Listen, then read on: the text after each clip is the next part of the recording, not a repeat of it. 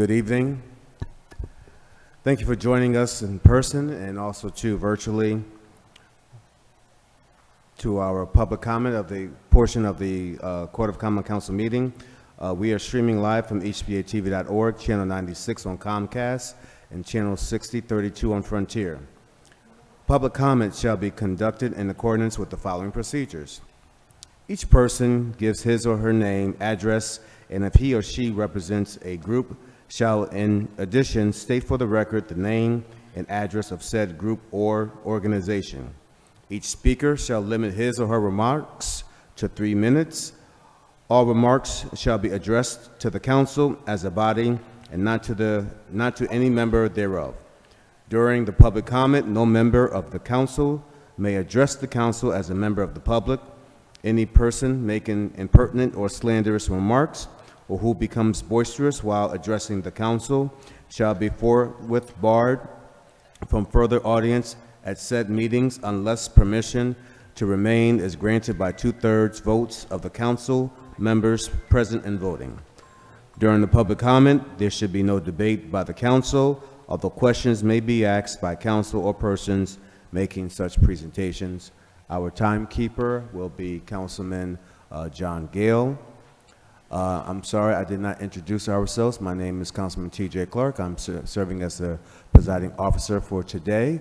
To my right, I have the Majority Leader, Marilyn Rossetti, Councilman Amilcar Hernandez, and as our timekeeper, Councilman John Gale.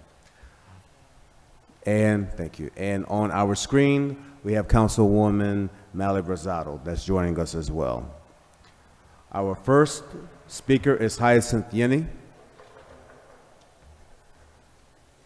Good evening, everyone, council members. It's a beautiful day outside. It feels like spring. I'm happy to be here.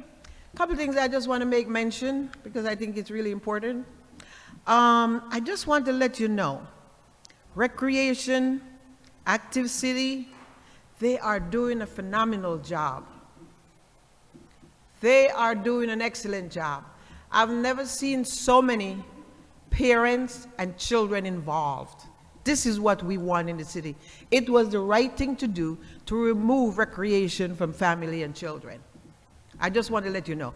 We just want to make sure we have the funding to do the good job that we're doing. Pope Park Center, sports, I think it's classical, Noah Webster School, and Moreland School. There's a lot of things going on in these buildings. And I just want to make sure we continue to support Brian Gagler, the director, to make sure that's happening.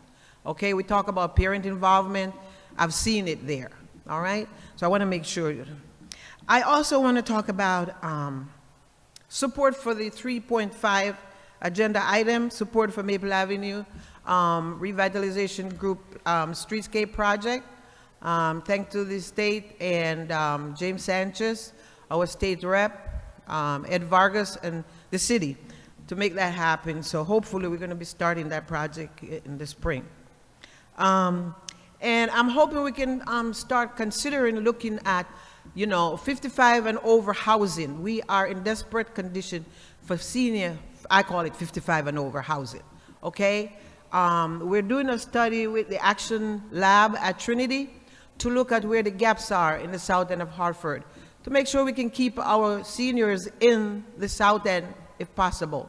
We're losing them to Rocky Hill, Wethersfield, Newington. And so after talking to most of those seniors, they're saying they're moving because they can't find any decent, affordable housing in the South End to stay. So I just want you to consider that because there's money out there available for housing, and we must do something. And I'm hoping we can get that St. Augustine School moving, foreclosed, so we can start doing some housing there. Quickly, the Blue Ribbon Commission. I don't know how many of you read that Blue Ribbon Commission, but what concerns me is that they're not even considering sunsetting chef, okay? And they're not talking about consolidating schools. We have too many schools. We don't have the children anymore. So we need to do that. And yes, I will go to the Board of Ed and let them know. Nobody wants to talk about it, but it has to happen. Because you can't have a big old empty building with no kids. Half of it is kidless. It's costing us more money for those buildings, and we need to do something about it. And I know the budget season is coming up, and I always come and ask for a little something for our seniors to get on a little trip so it's home again, so I'm hoping you'll consider it. All right? I know. I haven't come here for quite a while, so you give me a minute. So anyway. Thank you very much, Hyacinth. Thank you very much, I just want to let Hyacinth. you know Thank our you very budget, much. Okay, thank you, dear John. Thank you.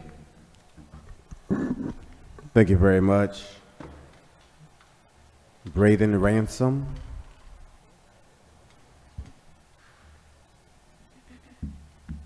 Hello, everyone. Good evening. My name is Braden Ransom. I'm a member of the Health Collective and a proud resident of the city of Hartford. David Grant, our executive director, would have loved to have been here today, but he is currently meeting with the Black and Puerto Rican caucus at the LOB. He sends his regards and thanks to you all for your continued commitment to our community. I'm here today to talk about the True Colors Conference SojiCon. SojiCon is the largest LGBTQIA+ youth conference in the nation.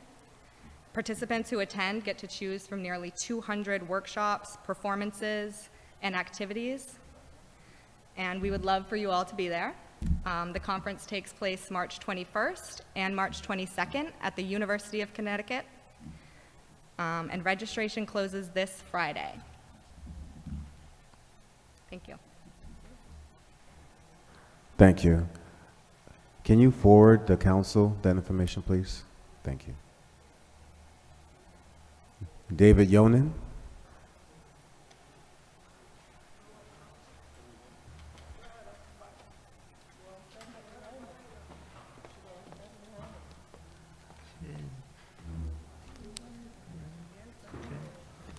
All right, good evening, everyone. My name is David Yonan. I'm the director of the Parkville Senior Center on 11 New Park Avenue.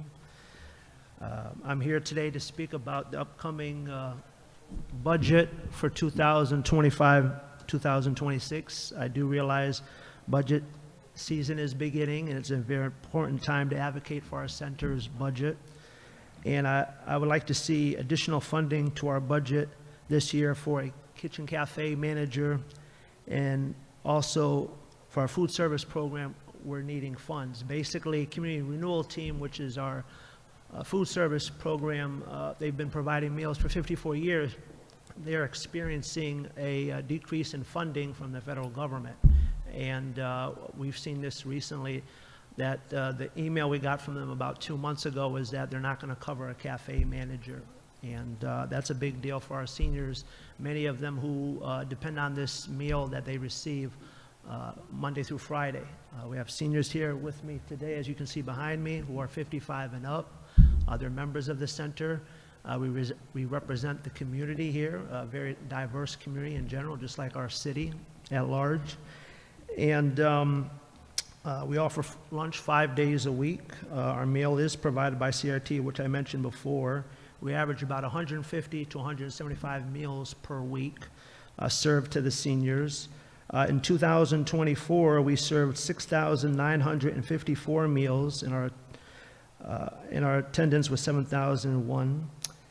In January so far, we've had 578 meals that we've served, and our attendance was 555. And in February, we've served 506 meals, and our attendance was 482. So 90% of our seniors, they live alone, and this one meal that they do receive here Monday through Friday at our center is very vital to them.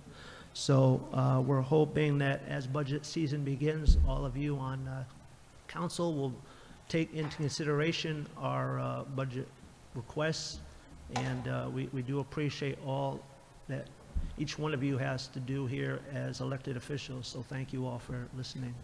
Have a good evening. Thank you.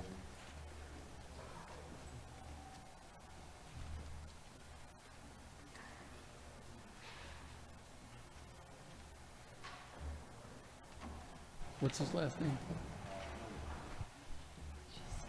Mr. Yonan, quickly, what's the dollar value of the your loss from CRT? Well, our dollar loss, what they've told us so far, Councilman Gale, that's a good question. Basically, CRT is saying that they won't be able to provide the cafe manager. That's $18,000 just for a cafe manager.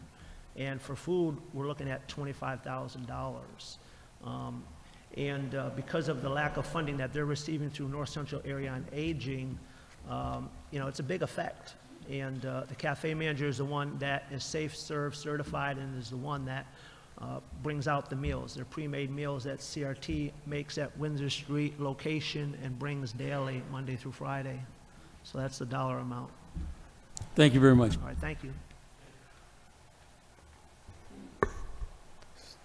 David Morin.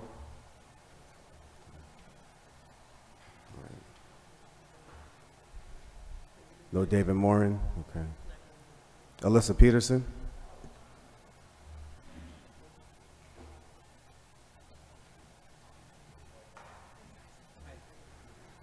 Good evening, Council. Alyssa Peterson, Grandview Terrace.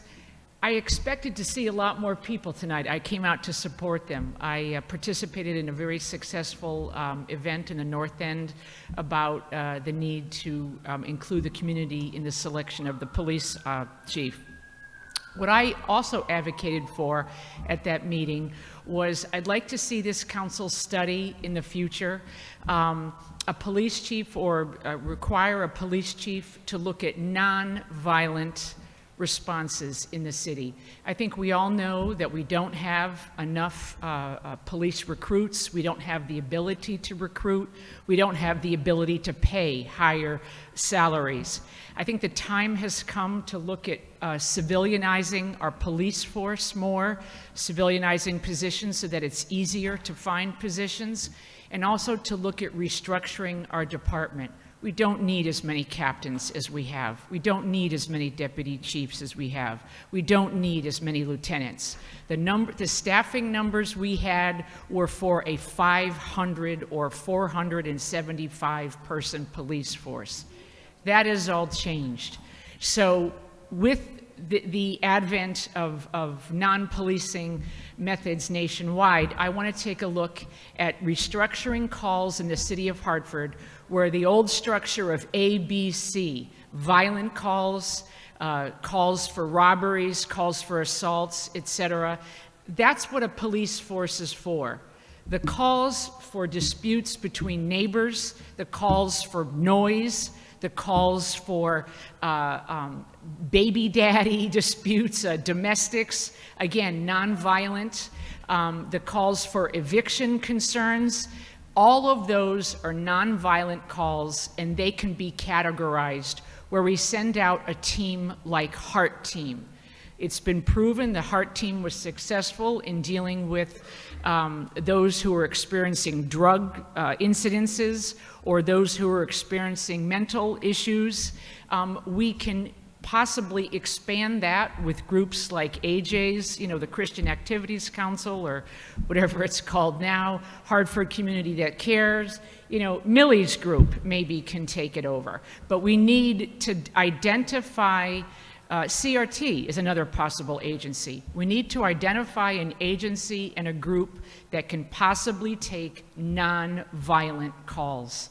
It's really time to restructure and redo how we have policing in this city. And I think if we get mediation going on and that characteristic of how we deal with frustrations in our city, I think Hartford would be better for it and we could afford it. Thank you very much for listening. Ms. Peterson, I have a question. Regarding the nonviolent Yes, calls, sir. do you have any data of other cities that have transitioned to that model? I think there are so many, sir, there are so many cities out there transitioning to nonviolent models. And they all do it differently, but I think In Hartford, I will get that data, what I've seen online, the articles I've read, so in answer to your question, I will get that for you. But I think in Hartford, you've already awarded money for the HEART team and to transition away certain people. I think you just continue the model that you funded, and you continue growing that model, and you work with the police department and a new police chief, that when somebody calls in, you know, when I call in on the routine line, 757-4000. I don't call 911 unless it's an emergency. So if you've already started that, Hartford needs to go down that road. And we also need civilian enforcement. So to answer your question also, we need an Office of Civilian Enforcement for zoning, for red lights, for all the craziness with these cars out, and Sherry and I were almost just hit by a car without a license. It's really time to study these models. I will get you the different models, but I think Hartford can be a leader. We've already got a lot of it in place. We just need to expand it, and I thank you for asking. One more Please. question. Sure.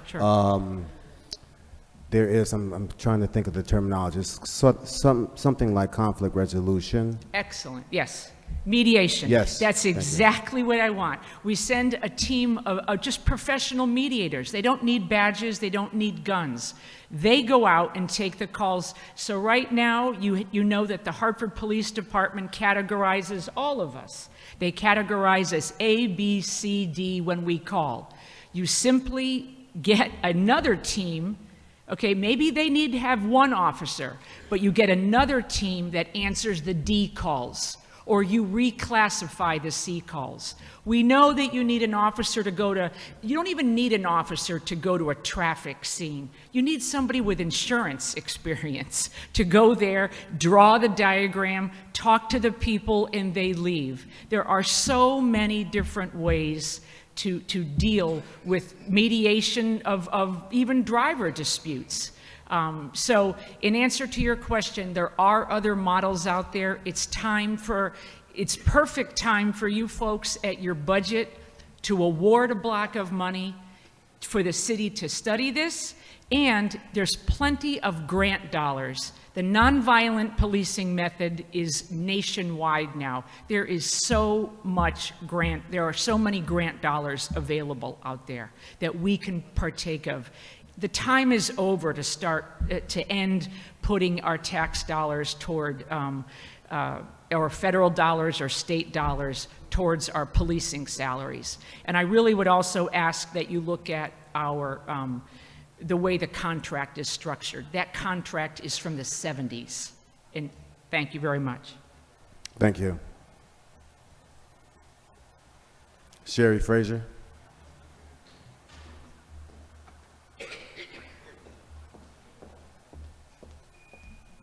Hello, everybody. I just want to talk to you briefly about the event that Alyssa and I attended.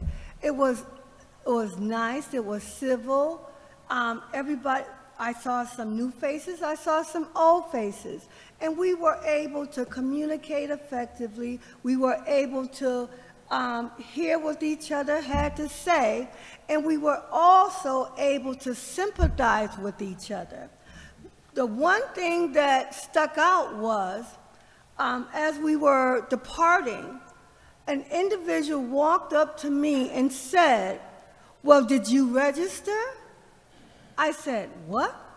Register? I gotta register? What do I have to register for?" They said, "Oh, all of us have to register." I said, "We do? Where do we register?" And okay, again, two people said, "Well, all the undocumented people have to register." Okay, and I said, and I didn't say anything. I sympathized with the parties that were talking, and then I said, okay, so you're saying that you have to register.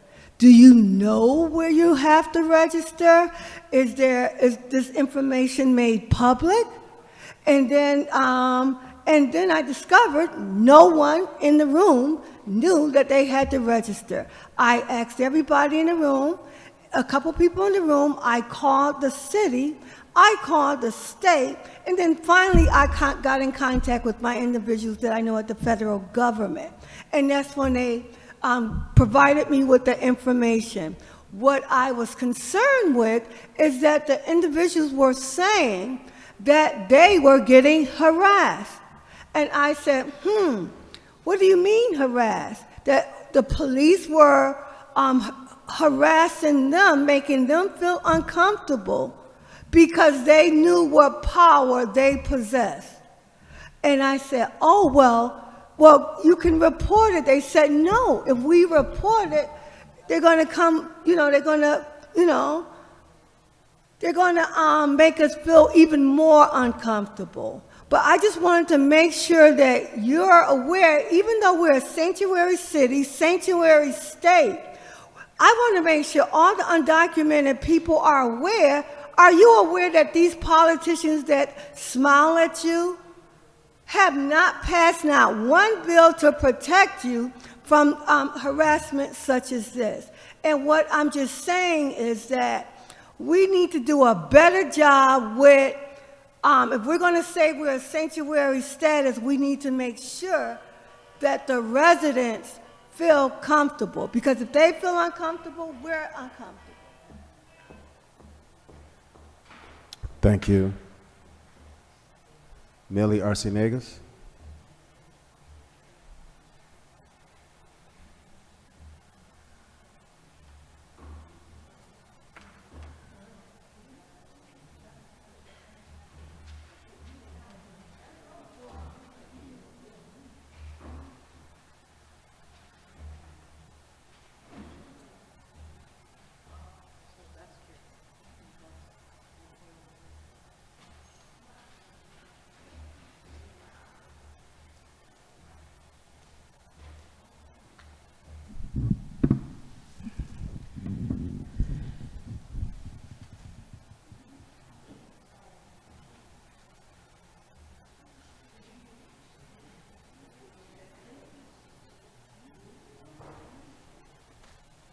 Good evening, everyone.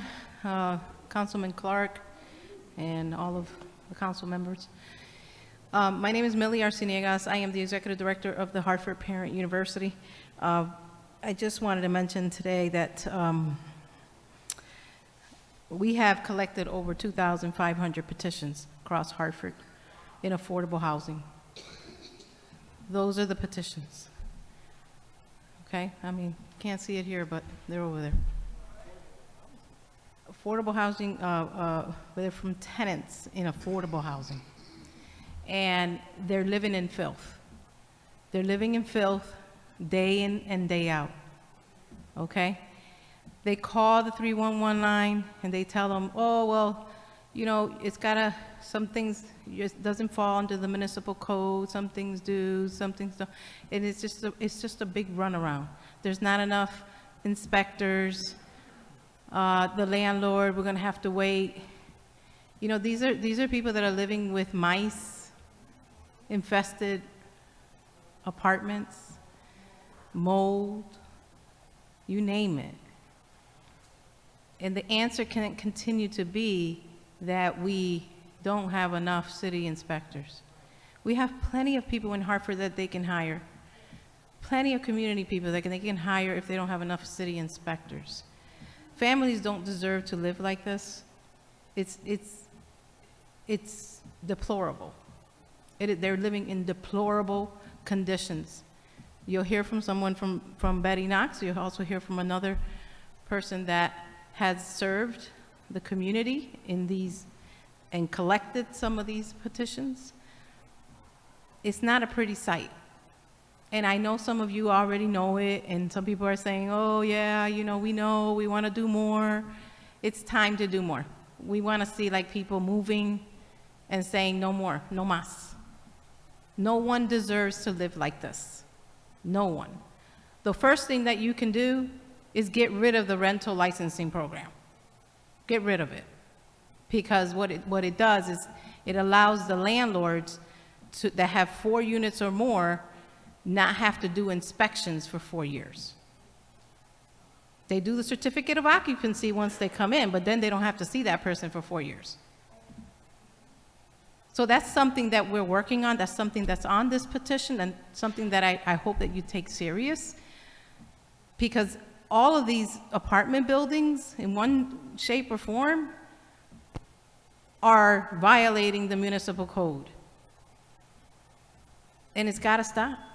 There's no reason why people, human beings, have to live like this, and then people paying, and the tenants keep paying rent. There's just no reason for that. I guess that's the bell. But anyway, that's what we worked on. Those are the petitions. I'm going to leave that box. The rest of the stuff are my originals. I came here the last time, and they told me to put it on a, Councilman Surgeon told me to put it on a spreadsheet. I do not have the capacity to put it on a spreadsheet.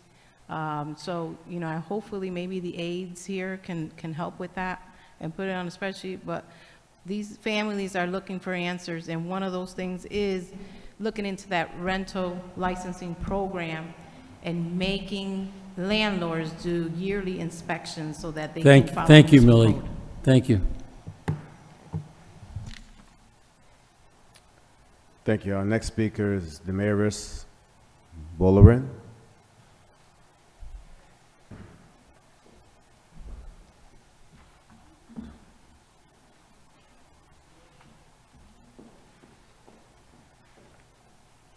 Good evening. My name is Damaris Bororin, and I'm a citizen of the city of Hartford.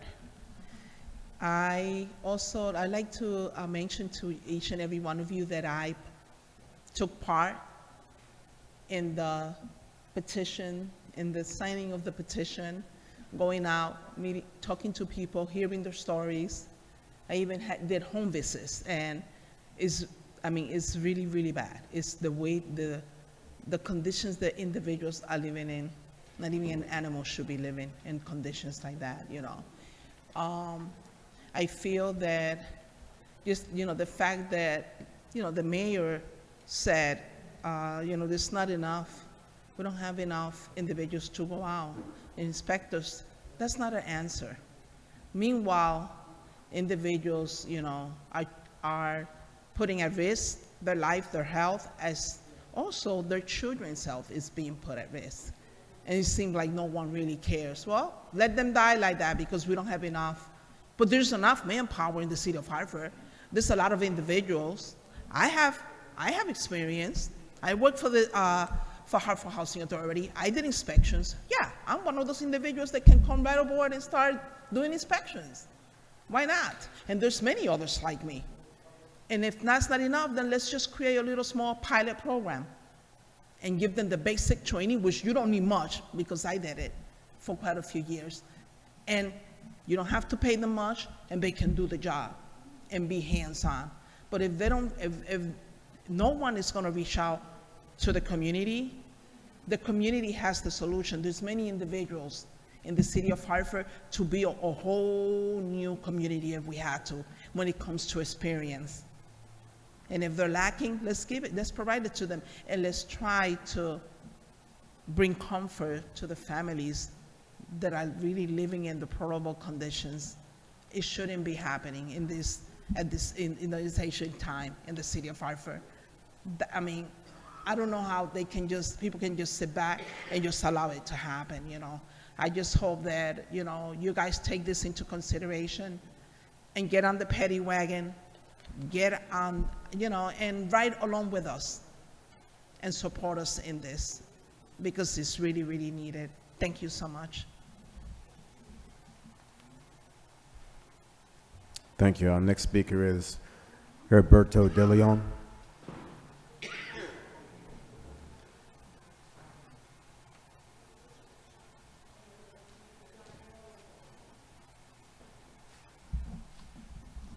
Hi, everyone. My name is De Leon. I live at Hartford Housing, Betty Knox, and there's a whole lot of things that's going on there. We don't have no security guard during the night. And there's so many things that are happening there that, excuse me, let me start again. Okay. I was here last time and I spoke about it. And they told me what to do and this and that. Okay, I went to different agencies. They told me to go about housing and stuff. We can get to them. I can't even get to the representative or somebody that there's no way to get them. I don't know why they got, I don't know. We voted for these people to help us out. They don't do nothing for us. They're not doing anything, you know. This has been going on very Knox, no security at night. There's junkies, drug addicts, they sleep in the hallways, they poop in the hallways. Every day is in and out, in and out, in and out. A lot of people are complaining, and we had a meeting of last week, and we told them nothing is still going on, you know, and this got to stop because, you know, it's a lot of senior citizens, you know, and another thing, a lot of senior citizens, they don't read, they don't write, they ain't got no transportation, they're in wheelchairs and stuff like that. When time for the certification papers, they cannot go to housing because, you know, they're senior, they can't walk, they can't do none of that. They said they was gonna have somebody to help with the papers, and nothing. Okay, to finish up, okay, I just got eviction notice. I've been living there for 18, 19 years. It's not actually a eviction notice, it's first letter you get, and then the second one is the pink one. Because I filled out the certification papers, right? And I went to the office and I showed them. So she told me that I needed the RRS papers, and I got them. The lady in the office in housing, she faxed it in. A week later, they sent me an eviction notice. This has been going on, not only me, it's everyone that lives there. I don't know, housing, half of housing, the people they hired, they don't help no one. And this has been going on for a long time. I believe everybody over here knows Betty Knox. It's one of the worst places in Connecticut. The worst from the worst. You know, we talk, I have meetings, I've been going to meetings every year for the past 18 years. I stopped going to meetings because it's the same story, the same story over and over. And it's got to stop. We need the state of Connecticut put pressure on them, you know, to get somebody for security, because that's the most important thing. Well, they're waiting for somebody to get killed and then they're going to talk. They say, you see something, say something. We do say something, but nobody does anything. Thank you very much, sir. Thank you. Is there anyone here that would like to speak that did not sign up? Going once, going twice? All right, thank you very much. This concludes our public comment, and our regular scheduled council meeting will begin at 7 o'clock. Thank you very much.